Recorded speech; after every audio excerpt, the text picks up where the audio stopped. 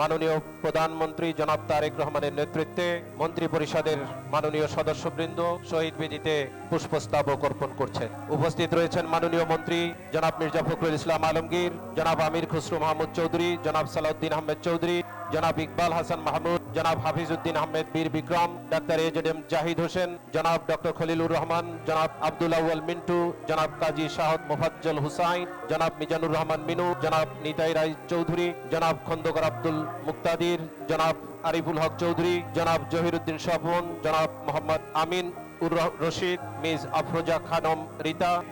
জনাব মোহাম্মদ শহীদুদ্দিন চৌধুরী এনি, জনাব আসাদুল হাবিব দুলু, জনাব মোহাম্মদ আসাদুজ্জামান, জনাব জাকারিয়া তাহের, জনাব দীপেন দেওয়ান, ডক্টর আনমা এহসানুল হক মিলন, জনাব সর্দার মোহাম্মদ সাখাওয়াত হোসেন, জনাব ফকির মাহবুব আনাম, জনাব শেখ রবিউল আলম। উপস্থিত রয়েছেন মাননীয় উপদেষ্টাবৃন্দ জনাব মির্জা আব্বাস উদ্দিন আহমেদ, জনাব নজরুল ইসলাম খান, জনাব অ্যাডভোকেট রুহুল কবির রিজভী আহমেদ, জনাব মোহাম্মদ ইসমাইল জবিউল্লাহ, ডক্টর রাশেদ আল মাহমুদ তিতুমির।